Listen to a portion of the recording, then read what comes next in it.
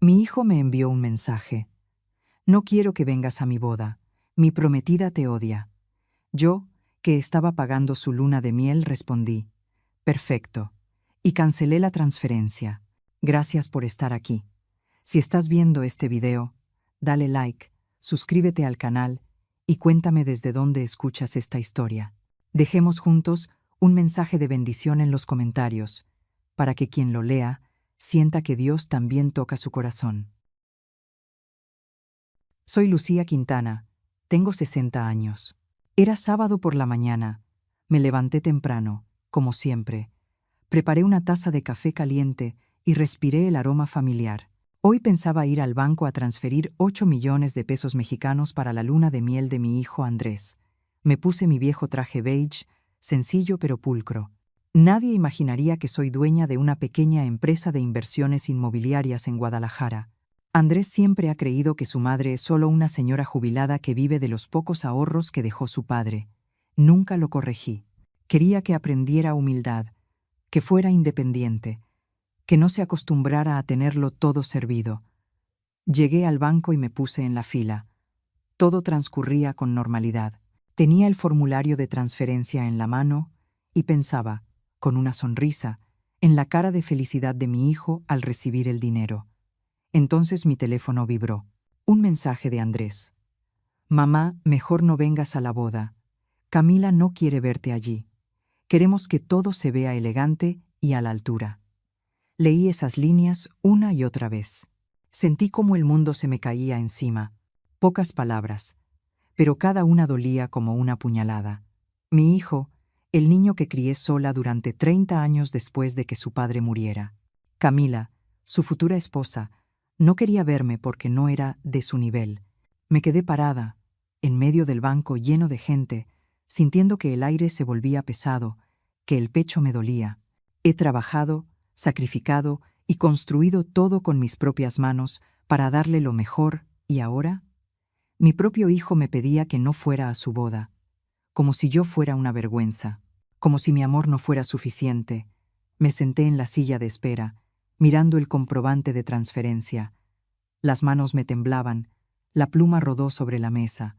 8 millones de pesos mexicanos. Todo mi ahorro, mi esfuerzo, mis años de trabajo, destinados a mi hijo. ¿Y ahora? Dejé la pluma a un lado y le dije al empleado, con voz serena: cancele la operación. El muchacho levantó la vista, confundido. Yo solo asentí, sin explicaciones. En ese instante, mi corazón ya no dolía, se había congelado. Al salir del banco, caminé directo a casa. En el trayecto, bloqueé el número de Andrés. Cerré todas las cuentas secundarias que antes le había confiado. Anulé cada poder, cada acceso. Lo hice paso a paso, sin dudar.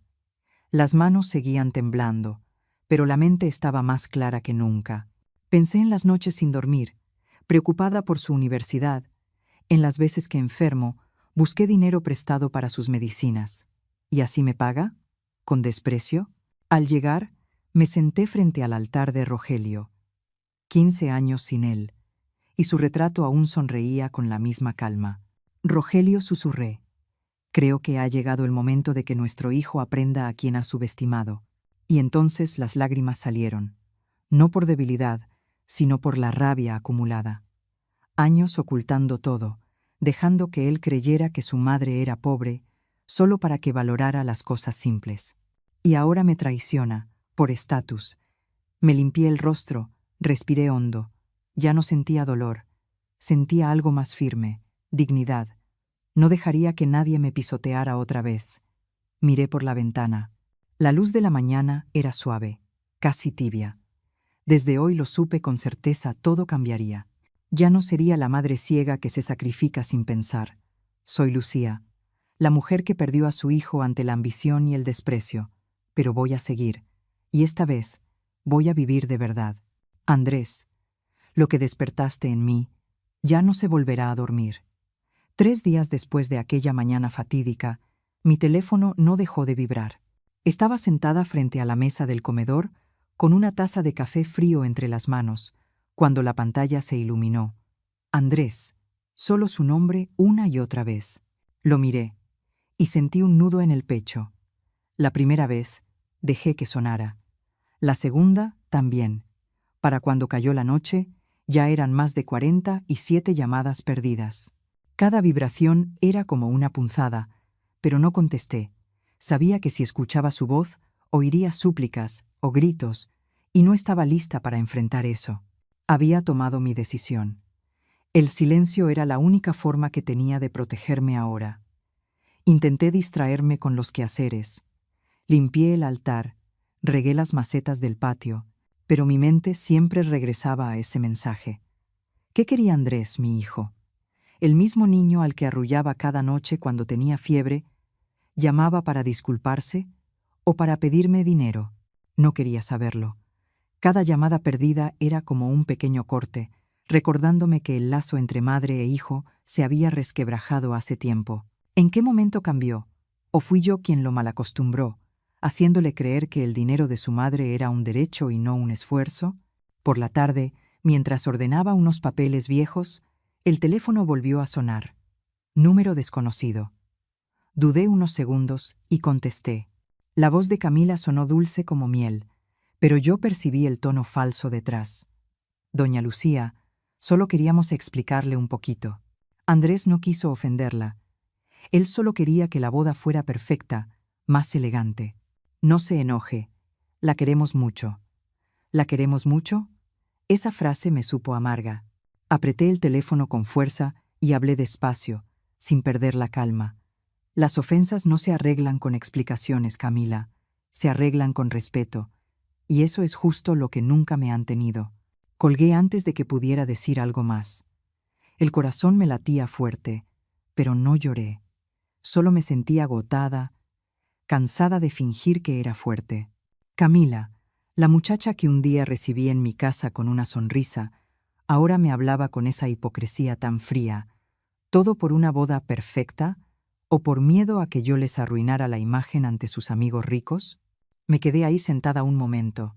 Luego tomé una decisión. Llamé a Mónica Galván, mi abogada de confianza desde hace años. Su voz, firme pero cálida, respondió. Doña Lucía, ¿qué sucede? Le conté lo necesario, sin entrar en detalles sentimentales.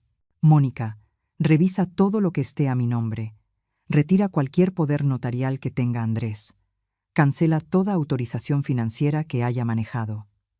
Ella guardó silencio unos segundos. ¿Está segura, señora? Es un paso importante. Segurísima, contesté, con la voz firme. Y quiero que sea oficial e irreversible. No quiero dejar ningún cabo suelto. Al colgar, sentí un pequeño alivio, como si, por fin, recuperara el control de mi propia vida. Antes confié en Andrés. Le dejé manejar algunas cuentas para que aprendiera responsabilidad, pero lo usó para menospreciarme. Recordé sus mamá dulces cuando necesitaba dinero y sus amenazas ahora que no lo obtenía. Dolía, sí, pero era un dolor lúcido, que me hacía más fuerte.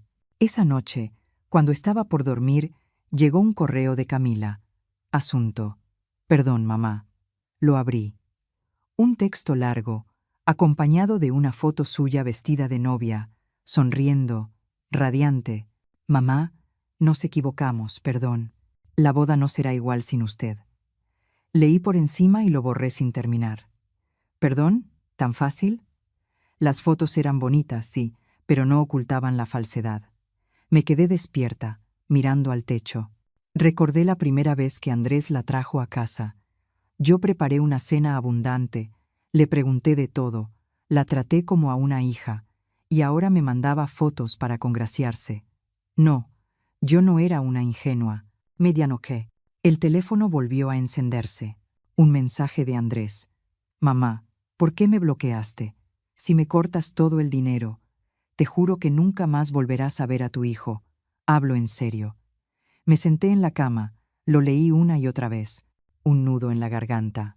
Amenazar con no ver a su hijo, como si me estuviera haciendo un favor. Yo había soñado con ser abuela, con tardes familiares alrededor de la mesa. Ahora todo eso se acabó. No respondí. Me limité a mirar las palabras mientras las lágrimas resbalaban en silencio. La verdad es que hacía tiempo que había perdido a mi hijo, desde que empezó a poner el dinero por encima de todo, desde que Camila entró en su vida. Hoy acepté esa dura verdad. Dolía, pero era necesario. Mi silencio no era debilidad, era la última frontera. A la mañana siguiente me levanté temprano, me arreglé y fui a la oficina de Mónica. Ella tenía expedientes preparados. Mire esto, fideicomiso irrevocable. Todos los bienes pasan a este vehículo. Yo y una socia de confianza seremos las administradoras. El nombre de Andrés queda fuera de toda documentación. Leí con atención y fui firmando página tras página. La pluma rozaba el papel y cada trazo rubricaba la decisión. Mónica me miró. ¿Quiere añadir alguna cláusula? Por ejemplo, si Andrés se arrepiente. Negué con la cabeza. No, ya es tarde. Lo hago por mí. Al terminar de firmar me levanté y miré por la ventana del despacho. No sentí el alivio que imaginé, ni un dolor mayor, solo un vacío inmenso y un silencio que lo cubría todo. Pensé en Andrés. Seguro ahora estará desesperado porque no puede acceder a la cuenta. Camila tal vez llora y súplica, pero ya no me importaba. Esto era el comienzo de una venganza sin ruido. No gritaría, no insultaría, solo actuaría, paso a paso, para que entendieran su error. Mi dignidad no es para mendigar. Salí de la oficina con la cabeza erguida. Andrés, elegiste tu camino. Ahora yo elegí el mío. En los días siguientes mantuve el silencio. Andrés llamaba desde otro número y yo lo bloqueaba. Camila mandaba largos mensajes contándome que la boda estaba en riesgo por falta de dinero. Yo los borraba. Empecé a reorganizar mi vida. Revisé antiguas escrituras, me reuní con socios en secreto, sin que ellos lo supieran. Cada noche me sentaba frente al altar de Rogelio y le hablaba. Ay, Rogelio, mi hijo está cambiado, pero no dejaré que destruya lo que tanto costó construir. Al decirlo sentía una paz extraña. Recordé cuando Rogelio solía decir, Lucía, sé fuerte, por la familia. La familia se había roto, pero yo seguía siendo fuerte, a mi manera. Hubo momentos en que casi cedí. Una llamada de Andrés a altas horas me hizo temblar la mano, y su voz implorante resonó en mi cabeza. Pero me detuve. No, no podía ablandarme. Me habían humillado y ahora querían dinero para arreglar todo. Me recordé a mí misma que esto no era una venganza cruel, sino protección. Proteger los años de esfuerzo, proteger los recuerdos de mi marido. Poco a poco, ese vacío se fue llenando de determinación. Empecé a planear a largo plazo, pero siempre en silencio. Esta guerra la libraría con mi ausencia. Una tarde, Mónica llamó para darme la noticia. Los papeles están presentados. El fideicomiso es oficial. Andrés ya no puede tocar ni un peso. Sonreí al otro lado del teléfono. Bien, ahora esperamos. Esperamos a que comprendieran que el dinero no compra el cariño. Esperamos su verdadero arrepentimiento.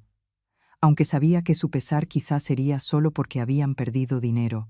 Yo, en cambio, había encontrado mi fuerza en el silencio, sin ruido, pero resonando en sus vidas. Seguí con mi rutina sencilla, café de la mañana, leer, ver a amigas. No hablaba de Andrés ni de Camila. Cuando los vecinos preguntaban por la boda, yo respondía con una sonrisa leve. Todo depende del destino. Ellos no sabían que en mi interior estaba levantando un muro. La venganza silenciosa era mi elección, sin estruendo, pero afilada. Y todo empezó desde aquel día, con llamadas que no contesté y decisiones que no tienen marcha atrás. Una semana había pasado desde que bloqueé el número de Andrés. Intenté seguir con mi rutina, levantarme temprano, prepararme el café, cuidar mi pequeño Rosaledo, pero el peso en el pecho no me soltaba. Cada vez que recordaba ese mensaje, la rabia volvía a subir. Me preguntaba cuándo había cambiado mi hijo o si yo había estado ciega sin darme cuenta. Entonces sonó el timbre, de improviso, a mediodía. Salí a abrir, con el corazón latiéndome en la garganta. En la puerta estaban Andrés y Camila. Iban impecables. Él con un traje reluciente, ella con un vestido de seda que brillaba, pero sus rostros eran de ira, los ojos desencajados. Andrés se abalanzó, alzando la voz por encima del viento. «¿Qué estás haciendo, mamá? Cancelaste la transferencia, nos bloqueaste todas las tarjetas. ¿Y ahora qué hacemos? ¿La boda qué? ¿La luna de miel qué? ¿Tú te crees con derecho de cortarnos todo así?» Me quedé quieta, mirándolo de frente. Me dolió como un puñal. Una vez más, el hijo que yo había acunado estaba ahí pidiendo dinero como si fuera una deuda. Guardé la calma, no quería mostrarme débil. «No les quité nada», dije con voz mesurada. «Solo cerré mi billetera. Si ustedes quieren lujo y distinción, búsquenselo ustedes mismos». Camila se metió al instante, los labios pintados de rojo, con un tono de desprecio que cortaba. «No es solo por dinero, señora. Es por el qué dirán. Su madre nos está avergonzando frente a nuestros amigos y socios. ¿Cree que tiene derecho a arruinarlo todo? Teníamos el plan perfecto, y ahora todo está hecho un desastre». Sus palabras fueron como una bofetada. ¿El qué dirán?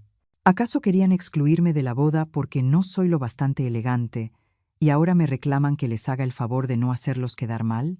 Sentí que la sangre me subía, pero me contuve, fijé la mirada en ella y respondí fría.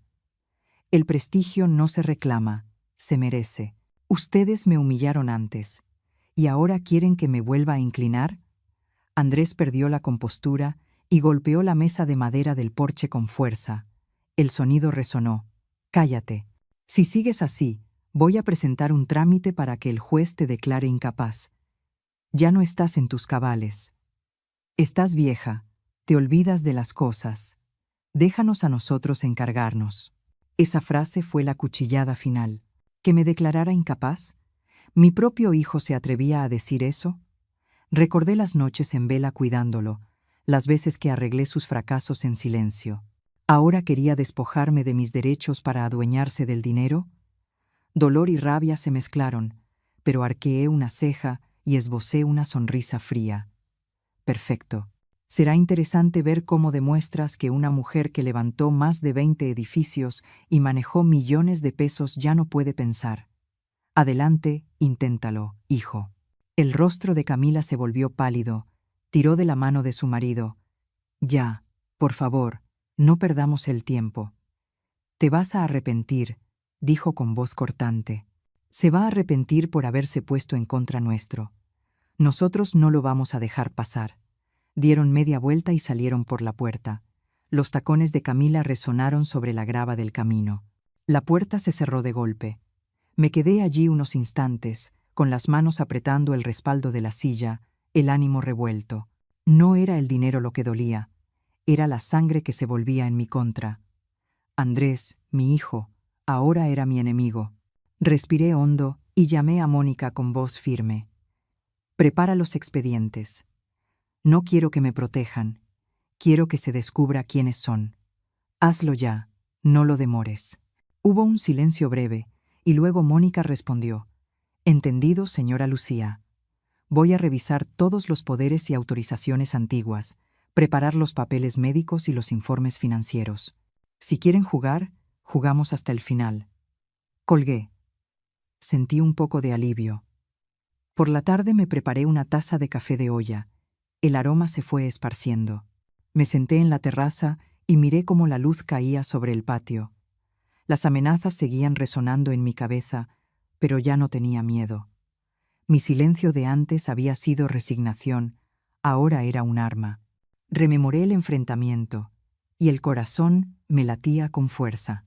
Andrés había sido el niño que corría por la casa, que me llamaba mamá con esa voz dulce. Ahora estaba ahí, con los ojos enrojecidos por la ambición. Camila, la joven que traje a casa sonriendo, ahora me miraba con desprecio. Creían que el dinero lo era todo. Se les olvidaba que fui yo quien lo construyó. Me levanté, entré a la casa y abrí el armario donde guardo los expedientes antiguos. Revisaría cada papel, sin dejar cabos sueltos. Mónica me ayudaría, pero debía mantenerme firme. Esa noche no pude dormir. Las palabras sobre pérdida de facultades me rondaban. Tengo 60 años, pero la cabeza me funciona, mis manos y piernas responden. Tras la muerte de mi esposo, llevé la empresa sola. Firmé contratos importantes, resolví crisis. ¿Ahora mi hijo quería presentar a su madre como una anciana desorientada?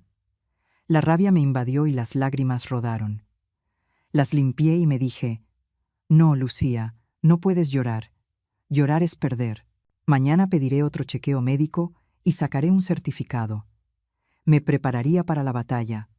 Al día siguiente quedé con Mónica en su despacho. Ella extendió papeles sobre la mesa. Mire, aquí está el acta de revocación del poder, y estos son los estados financieros de los últimos 6 meses. Usted sigue teniendo el control. Nadie puede tocar eso. Asentí y pregunté. Si ellos llevan esto a juicio, ¿qué hacemos?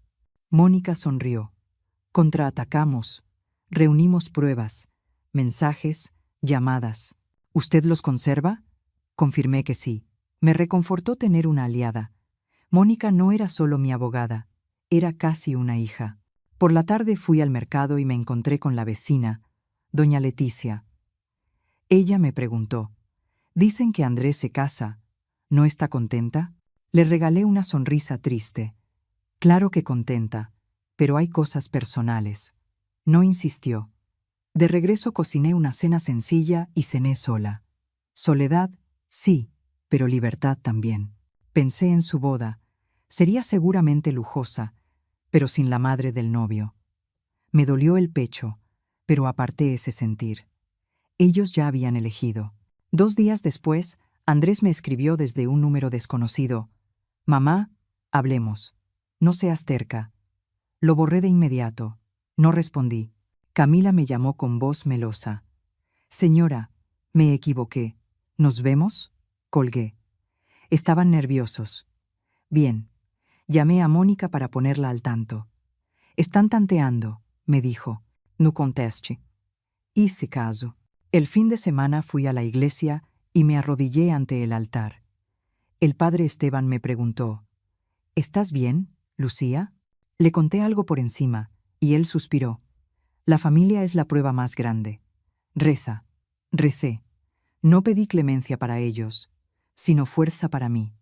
Al volver a casa sentí más calma. Comprendí que el enfrentamiento era apenas el comienzo. Seguirían atacando, pero yo estaba lista. La herida de la traición de un hijo persistía, y cada noche despertaba recordando al Andrés pequeño. No iba a retroceder. La dignidad era lo último que me quedaba, y la mantendría hasta el final. Aquella tarde, con la taza de café en la mano, sonreí. Mi arma era la verdad y la paciencia. Todo saldría a la luz. 2 semanas después de aquel día en que Andrés y Camila irrumpieron en mi casa como una jauría, un sobregordo del Juzgado Civil de Guadalajara fue dejado por la ranura de la puerta. Lo tomé. La mano se me hundía del peso. Al abrirlo, la primera línea me golpeó en la cara. Demandante, Andrés Robles Quintana. Mi hijo demanda a su madre por pérdida de capacidad por edad avanzada y trastornos de la memoria. Lo leí una y otra vez. Cada palabra se me clavaba como un clavo en la cabeza. Ya no sentí dolor en el pecho. Lo único que tuve fue un frío seco. El hijo que parí, que crié con leche y lágrimas, ahora quería internar a su madre en un asilo para quedarse con todo. Llevé la demanda con Mónica Galván esa misma tarde.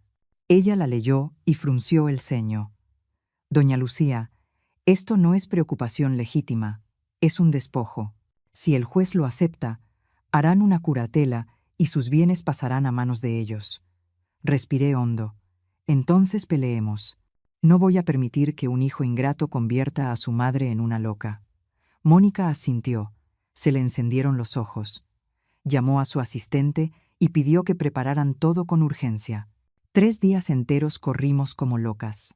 Primero, el Hospital Central. El jefe del servicio de neurología me examinó a fondo reflejos, memoria, orientación. Resultado, totalmente normal, sin signos de deterioro cognitivo. Tomé el informe y esbocé una sonrisa amarga. Al menos mi cuerpo aún sabe quiénes son los traidores. Luego, notaría número 24. El notario revisó firmas, preguntó. Cotejó documentos y estampó el sello. Capacidad jurídica plena. Por último, el contador de la empresa nos entregó un reporte. Yo misma firmé el contrato de arrendamiento de un terreno la semana pasada. Las utilidades subieron un 12%. Mónica apiló los expedientes hasta formar una torre.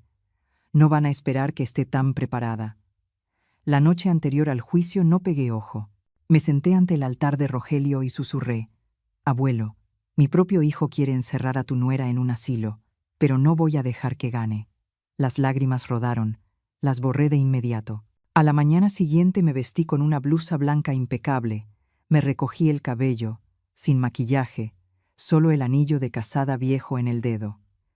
Quería que vieran a una mujer lúcida, fuerte. La sala estaba llena. Andrés estaba al otro extremo, traje negro, corbata perfectamente alineada, pero con los ojos enrojecidos seguro había pasado la noche en vela planeando. Camila a su lado, vestido ceñido, labios pintados de rojo intenso, las manos entrelazadas con fuerza.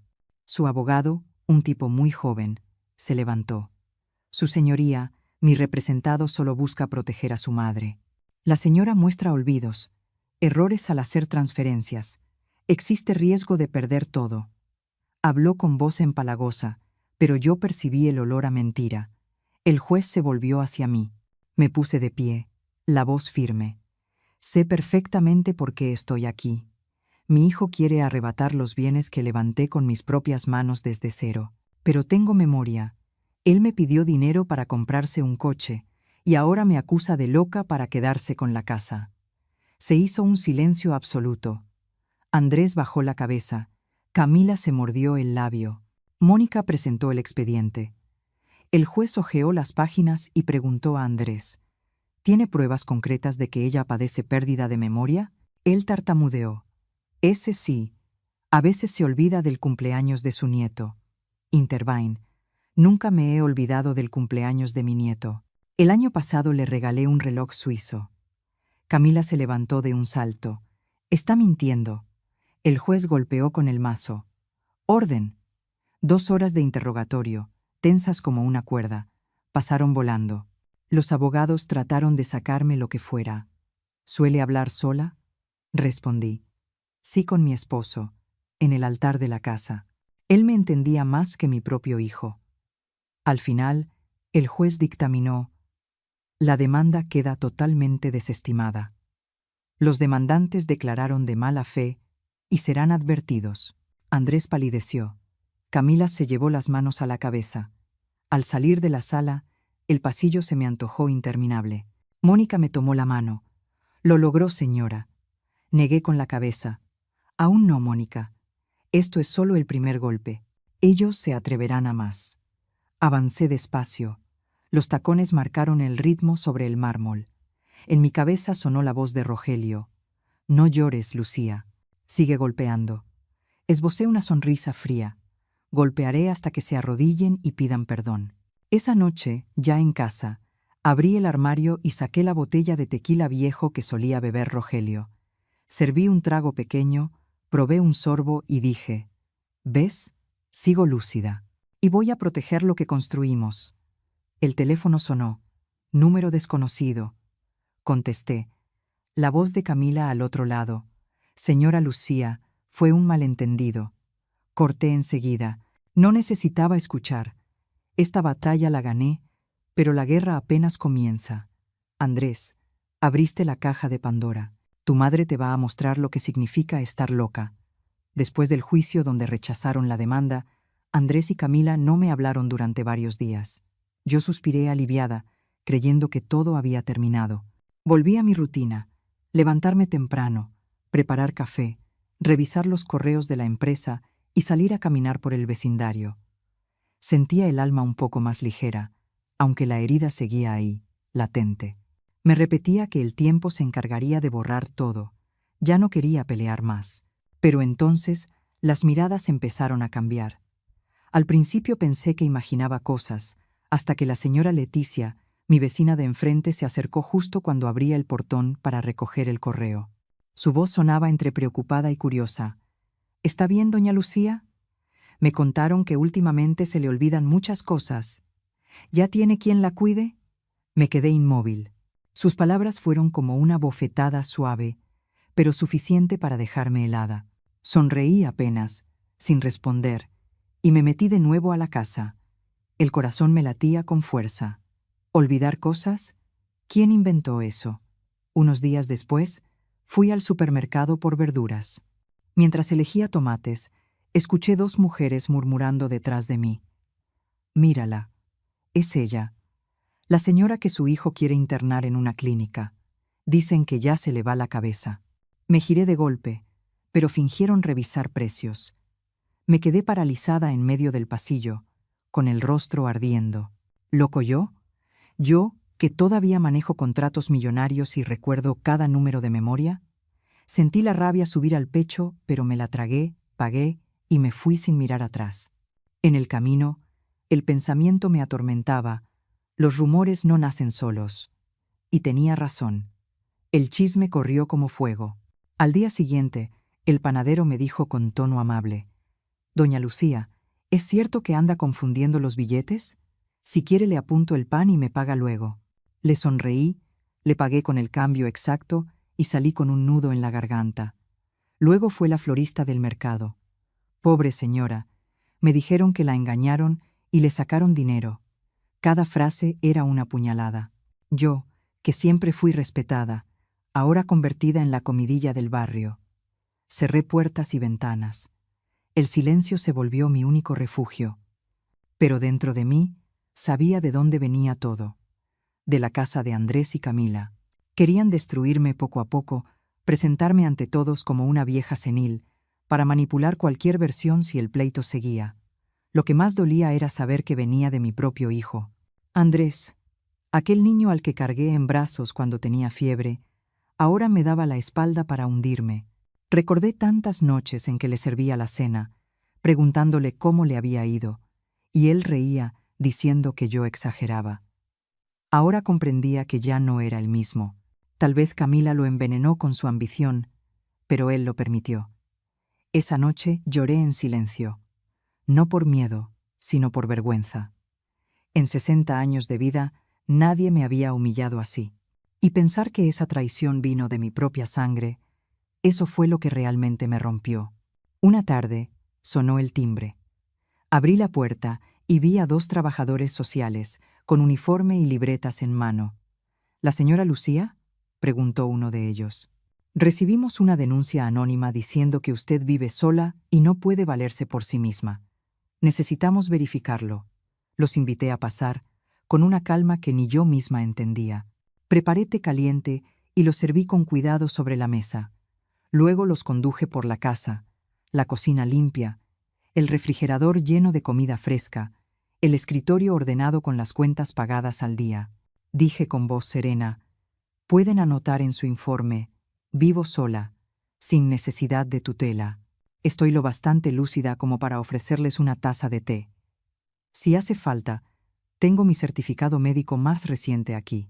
Revisaron todo con atención, asintieron y, un poco apenados, se disculparon por la molestia. Cuando la puerta se cerró detrás de ellos, me dejé caer en la silla. Los ojos me ardían, no de miedo, sino de rabia. Mis propios hijos me habían convertido en motivo de burla. ¿Denuncia anónima?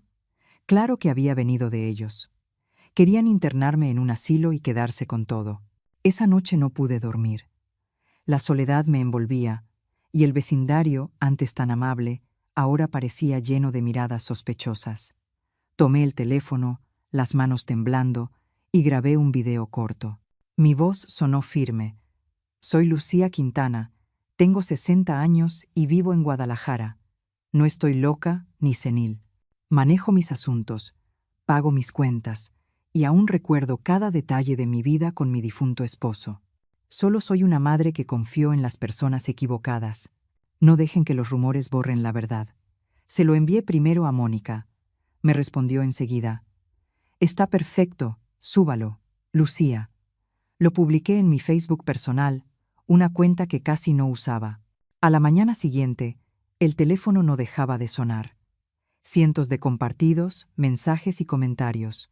«Ánimo, doña Lucía, no deje que nadie le robe su dignidad. Yo la conozco, ella está perfectamente lúcida». Incluso una vecina me escribió: «Perdóneme, Creí lo que decían. Lloré otra vez, pero esta vez fue de alivio. Los rumores empezaban a volverse en su contra.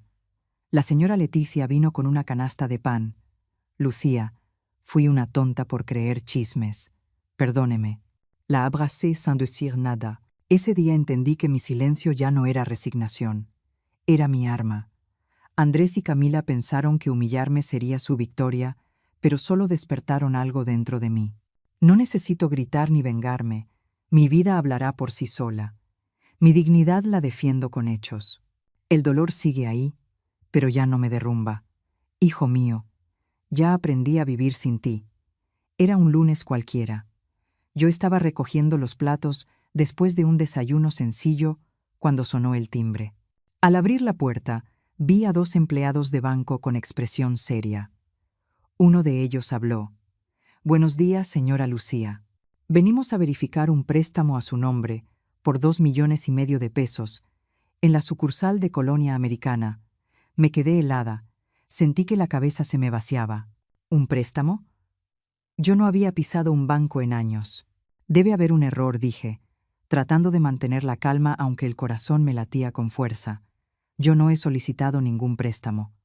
Ellos abrieron una carpeta, pasaron hoja por hoja frente a mí. Mi firma, mi identificación, incluso la escritura de mi casa.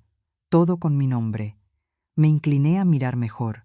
La firma tenía un trazo extraño, apenas diferente, pero suficiente para engañar a cualquiera. Y entonces vi la última página. Persona de referencia, Andrés Robles Quintana. Mis manos comenzaron a temblar. Era él, mi hijo.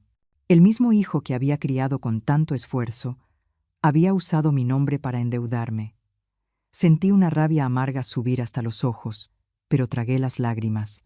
No podía derrumbarme ahí. Entiendo, les dije, con voz firme. Gracias por avisarme. Me encargaré de esto con la policía. Cuando se fueron, el silencio se volvió insoportable. Me dejé caer en la silla, con los papeles aún en la mano.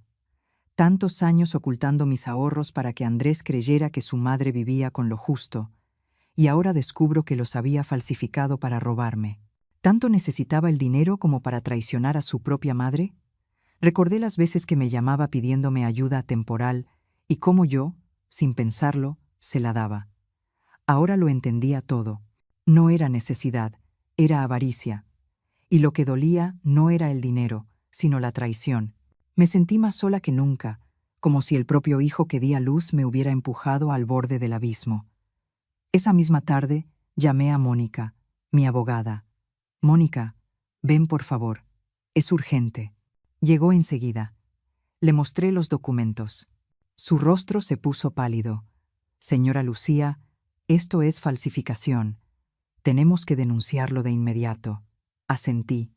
No dudé ni un segundo. Fuimos a la unidad de investigación financiera. Me senté frente al oficial y conté todo, con la voz temblorosa cada vez que decía el nombre de mi hijo. El investigador tomaba notas. Mónica explicó con calma. Es un caso con vínculo familiar, pero de consecuencias legales graves. Solicitamos el bloqueo inmediato del préstamo y una investigación sobre el uso de documentos falsos. La señora Lucía es la víctima. Víctima. Esa palabra me atravesó como un cuchillo. Denunciar a mi propio hijo. El corazón se me partía, pero sabía que debía hacerlo. Si callaba, él seguiría. Estoy de acuerdo, dije, mirando a la gente. No puedo permitir que destruya lo que me costó toda una vida construir. Al salir de la oficina, me sentía agotada, vacía, pero también un poco más fuerte. Ya no era un asunto familiar, era un crimen. 2 días después, el banco me llamó. La transacción se había hecho con copias escaneadas de mis documentos y desde una dirección IP registrada en la casa de Camila y Andrés. Las pruebas eran irrefutables.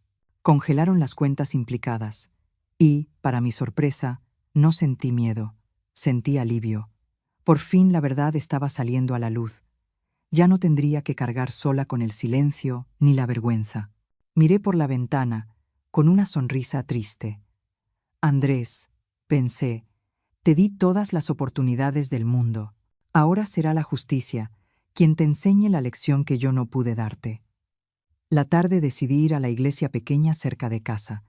Necesitaba un lugar en silencio para pensar. El padre Esteban barría el atrio. Ya es mayor, pero los ojos le siguen brillando. Él le había enseñado el catecismo a Andrés cuando era chico. Recordaba bien al muchacho travieso. Le conté todo, con la voz quebrada. Padre, mi hijo falsificó mi firma para pedir dinero. No sé qué hacer. Él dejó la escoba, la apoyó, me miró con cariño. A veces Dios tiene que podar una rama para salvar el tronco.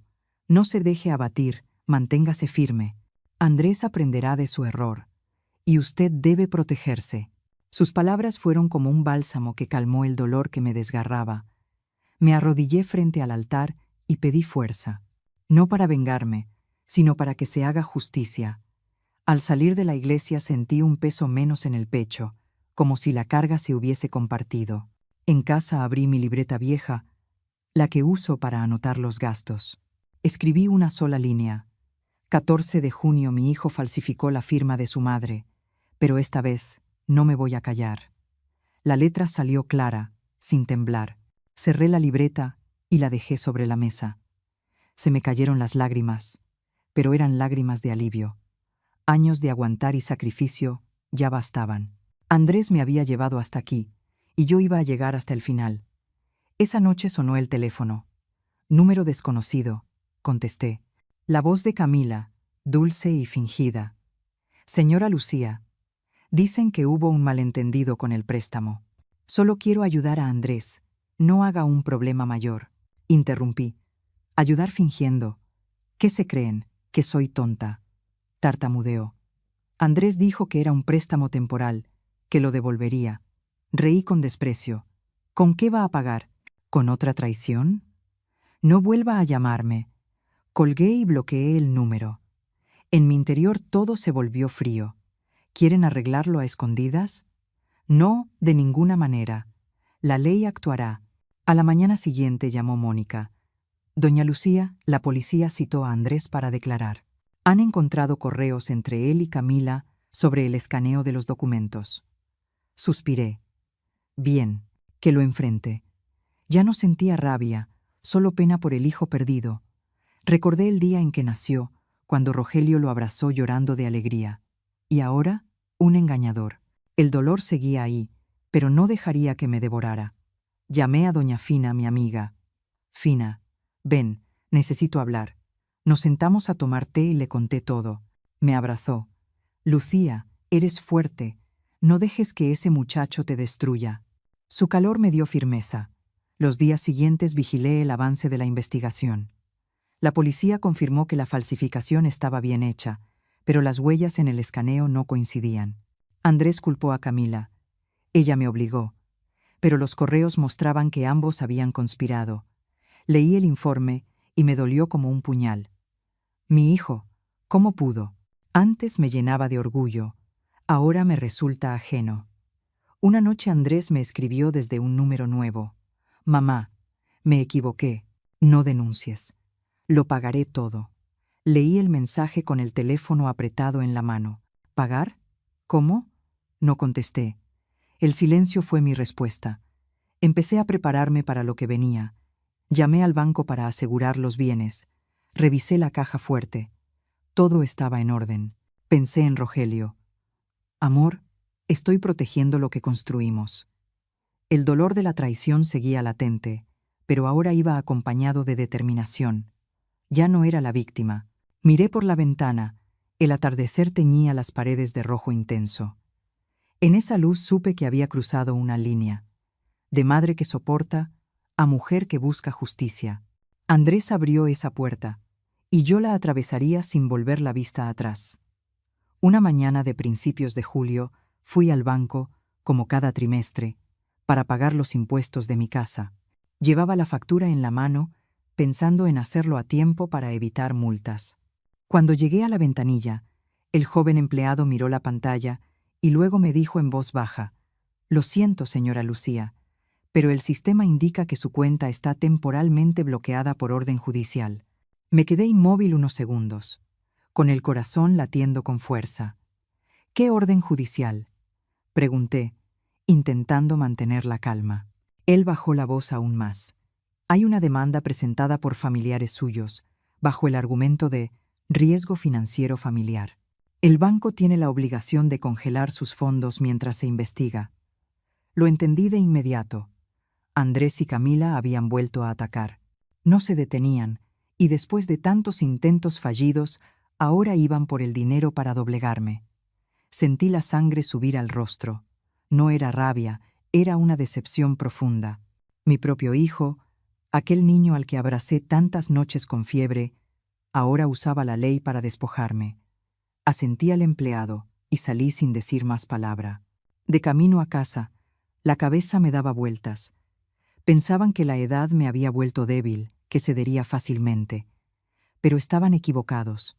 Al llegar, llamé de inmediato a Mónica. «Mónica, están intentando ahorcarme con el dinero», dije, con la voz temblorosa pero firme. Ella respondió sin titubear. «No se preocupe. Presentaré una apelación hoy mismo. No tienen derecho a tocar su patrimonio. Es solo un juego sucio para presionarla». Me senté, aferrando el teléfono con fuerza. Recordé los años en que Rogelio, mi esposo, y yo construimos la empresa desde cero. Él siempre decía que el dinero era una herramienta, no un amo. Y ahora mi hijo lo convertía en un arma contra su propia madre. No lloré, pero sentí un peso en el pecho. Tantas noches de desvelo, tanto sacrificio para que él pudiera estudiar, ¿y esto era lo que recibía a cambio? Me pregunté en qué momento Andrés había cambiado tanto. ¿O sería Camila quien lo había envenenado con su ambición? Mónica me llamó de nuevo esa tarde. «Ya tengo todo preparado. Mañana iremos al juzgado. Necesita contar la verdad. ¿Cómo ha manejado sus finanzas todos estos años?» Asentí. Esa noche revisé cada documento, ordené los recibos de inversión y los reportes de impuestos. Cada papel era una prueba de mi lucidez. ¿Quieren demostrar que soy un riesgo financiero? Verán qué tan sólida puedo ser. A la mañana siguiente, Mónica y yo fuimos al tribunal. La sala era pequeña, pero el ambiente pesaba. Andrés y Camila estaban del otro lado, con rostros fríos. Su abogado argumentó que yo era mayor, que podía cometer errores y que era necesario proteger el patrimonio familiar. Escucharlo me revolvía el alma. ¿Proteger?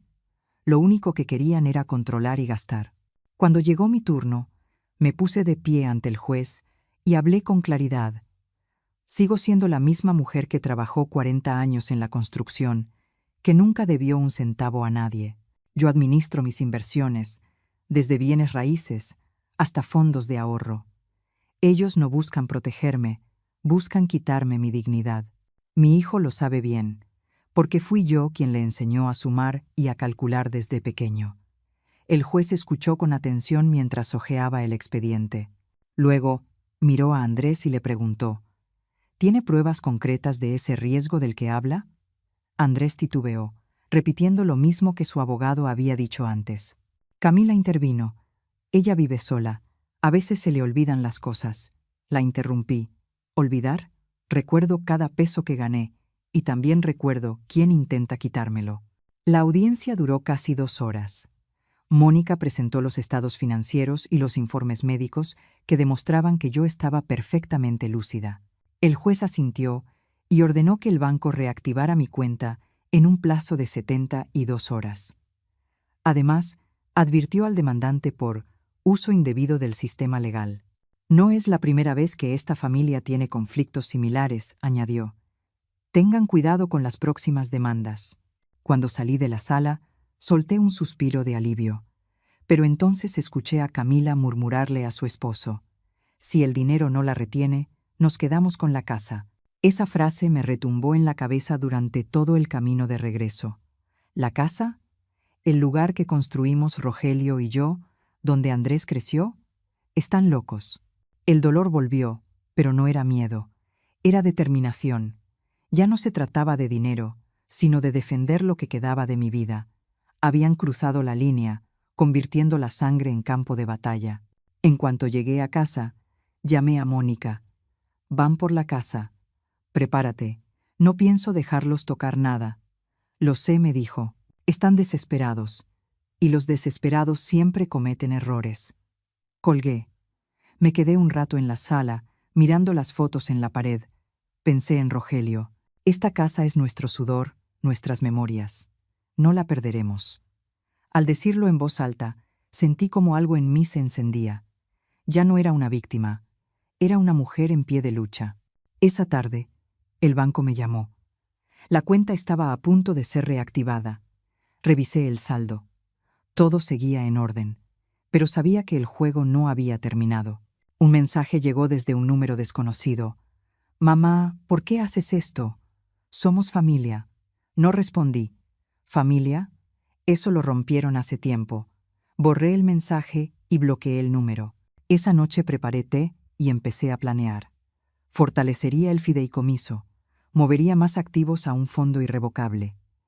¿Quieren jugar sucio? Les ganaré con la ley. A la mañana siguiente, Mónica llegó con nuevos documentos. Pueden intentar otra demanda, ahora por la casa. Pero con la advertencia del juez, lo tendrán difícil. Asentí.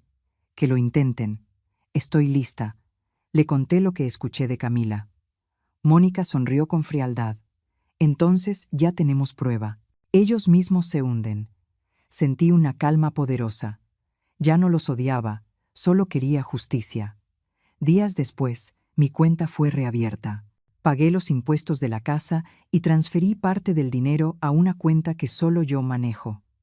Andrés volvió a llamar desde otro número. «Mamá, necesito hablar contigo». Camila dice. Colgué antes de que terminara. No más palabras vacías. ¿Creen que puedo quebrarme con presiones? No conocen a la mujer que los crió.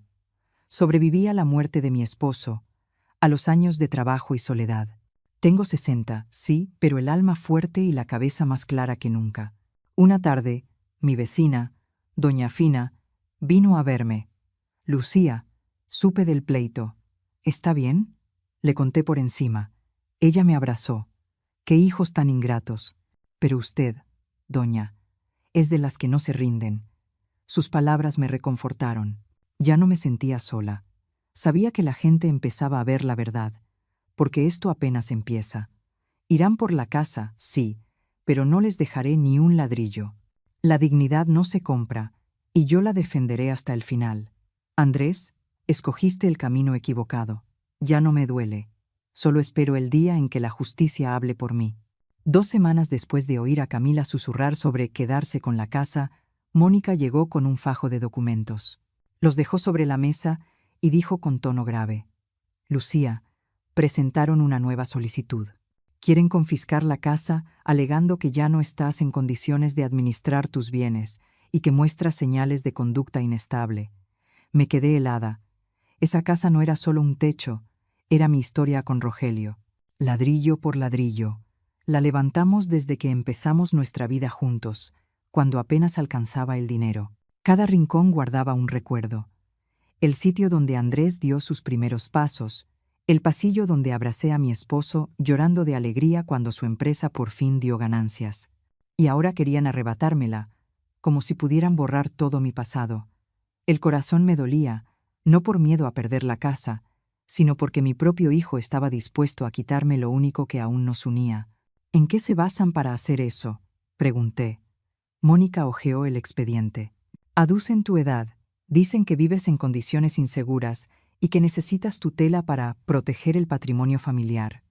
Sonreí con amargura, aunque por dentro me pesaba el alma. Andrés sabía perfectamente lo que esa casa significaba para su madre. Solía bromear diciendo que la conservaría para que sus hijos jugaran allí algún día. ¿Y ahora? Pasé toda la tarde revisando los papeles, apretando los dedos contra el expediente. La rabia me subía por dentro, pero me obligué a mantener la calma. No se trataba solo de una casa, era mi dignidad. Si la perdía, perdería también mi honor. El día que el juzgado envió a su gente a inspeccionar, abrí la puerta y vi a Camila parada ahí, vestida de blanco, con esa sonrisa falsa de actriz.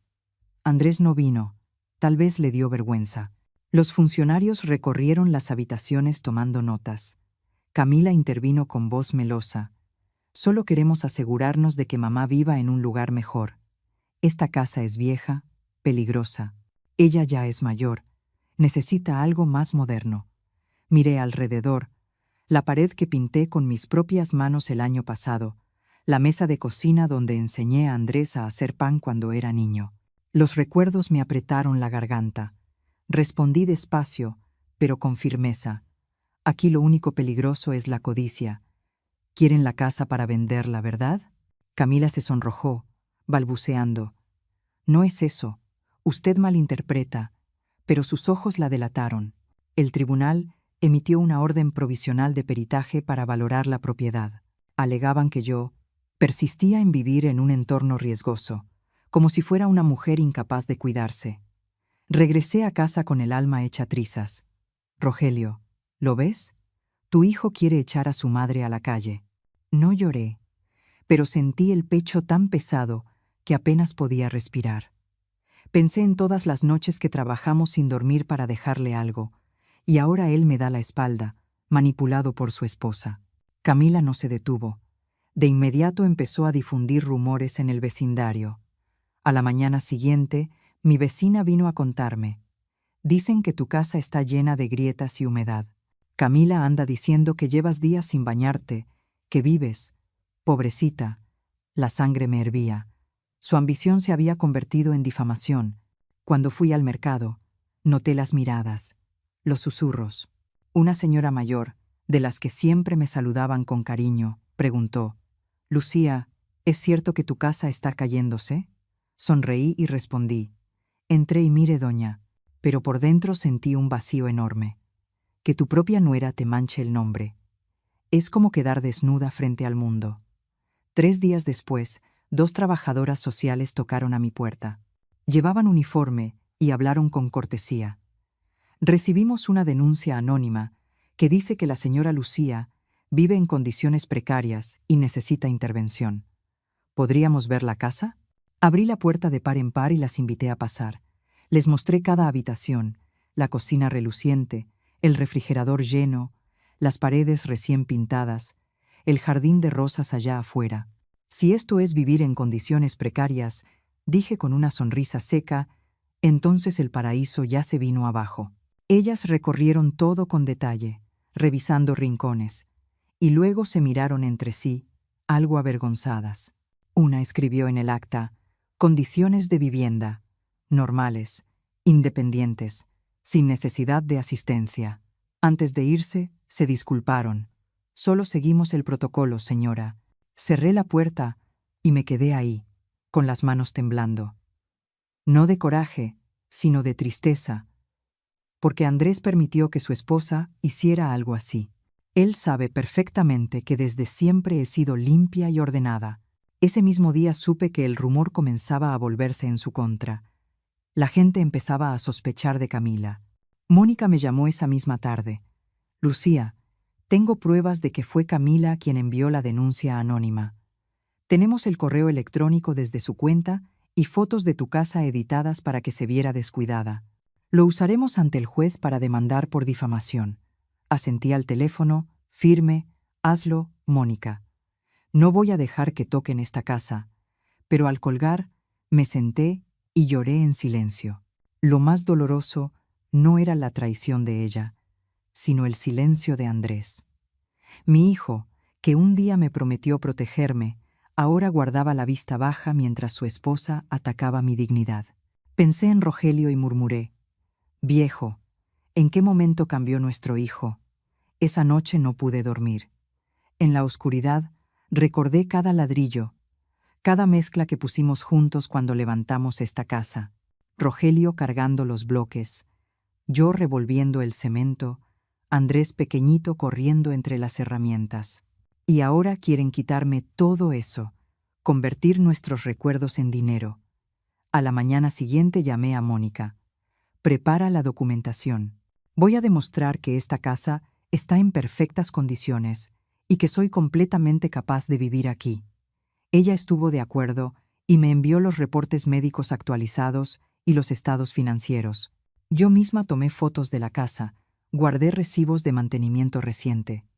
Cada acción me ayudaba a recuperar la calma, pero el dolor seguía ahí, profundo. Que mi propio hijo codiciara la herencia Fue como perder una parte del alma. Días después llegó la fecha de la audiencia preliminar.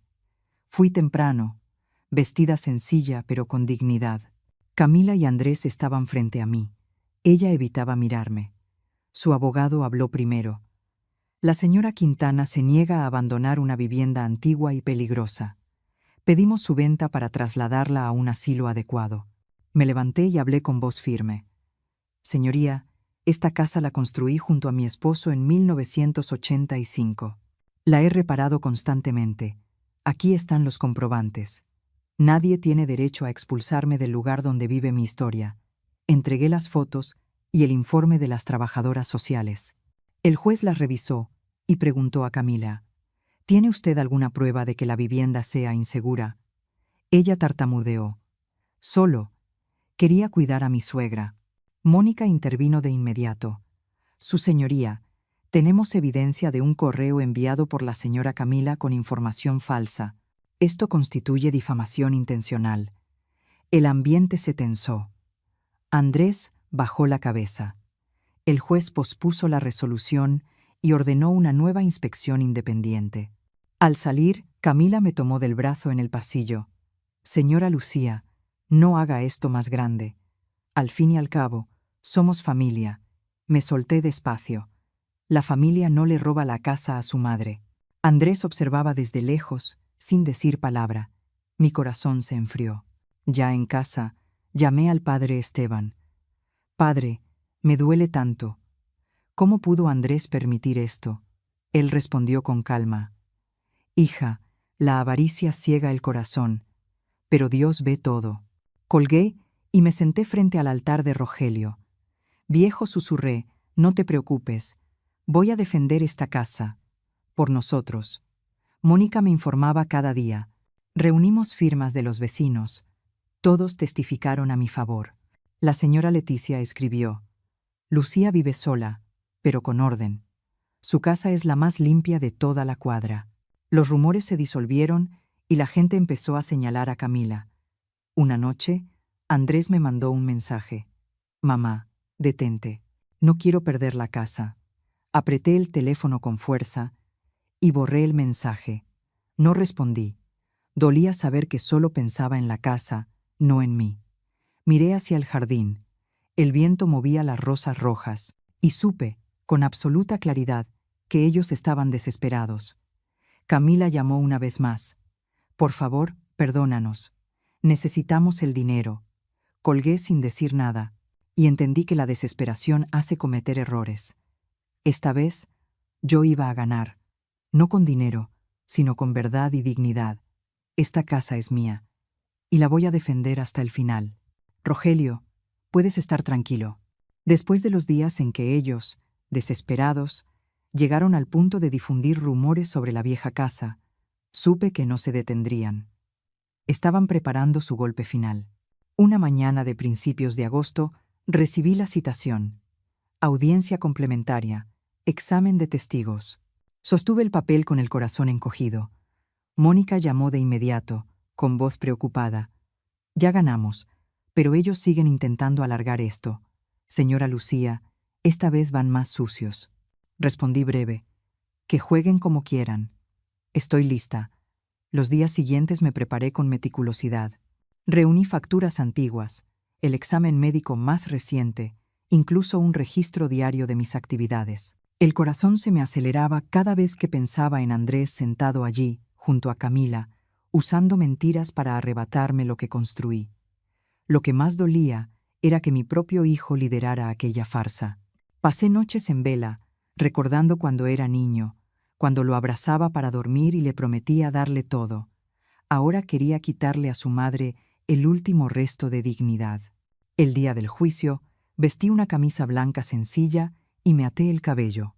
La sala estaba repleta, el murmullo resonaba por todos lados. Me senté en la fila del medio, escuchando los pasos apurados del abogado contrario. Andrés y Camila estaban enfrente, con el rostro tenso. El juez abrió la sesión, y la parte demandante presentó a 3 testigos que se hacían pasar por vecinos. El primero, un hombre de mediana edad que jamás había visto, declaró con voz firme: La he visto perderse por la calle, vagando sin recordar el camino a casa. Una vez tuve que acompañarla hasta la puerta. Sentí la sangre hervirme. ¿Perderme? Yo conduzco todos los días. Voy al mercado a 3 kilómetros sin necesidad de mapa. La segunda, una mujer joven continuó. Ella pagó 2 veces la misma factura de luz. Yo trabajo en el mostrador de cobros, lo vi con mis propios ojos. El pecho se me oprimió. ¿Pagar 2 veces? Reviso mis cuentas cada mes. Jamás me he equivocado en un centavo. Ese testimonio fue como una bofetada. Me pintaba como una tonta ante todos. El último, un muchacho alto y delgado, añadió. La he visto hablar sola en el jardín, murmurando con las plantas durante horas. Claramente no está bien. Me quedé en silencio, escuchando todo sin reaccionar de inmediato. La rabia me quemaba por dentro, pero la contuve. Ellos pensaban que yo era débil, fácil de acorralar. Andrés me miró, evitando mis ojos. Camila sonrió con autosuficiencia. El juez se volvió hacia mí. ¿Desea responder, señora? Me puse de pie y hablé con voz firme. Su señoría, nunca he visto a estas personas en mi vida. No son mis vecinos, no saben nada de mí. Aquí está la copia de la factura del mes pasado, con mi firma y la del cajero. Claramente solo se pagó una vez. Y este es el certificado del hospital, de hace 2 semanas, que demuestra que gozo de plena salud mental. Puse los documentos sobre la mesa. Ya no me temblaban las manos. Dentro de mí, la furia se mezclaba con una tristeza profunda. Mi hijo estaba ahí, dejando que unos extraños calumniaran a su madre. Entonces me giré hacia el público. Si necesitan testigos verdaderos, los tengo aquí.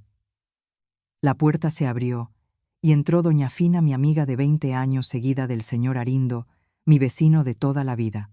Doña Fina habló con voz clara y cálida. He vivido junto a doña Lucía durante 20 años.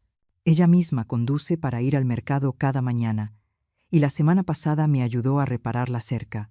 Quien diga que está confundida es porque nunca la ha mirado a los ojos, unos ojos más lúcidos y firmes que los míos.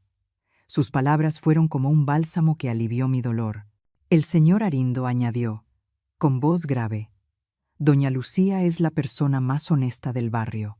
Siempre paga a tiempo, y hasta revisa mis facturas de luz y agua, ni un peso fuera de lugar. Hasta recuerda el cumpleaños de mi nieto mejor que yo.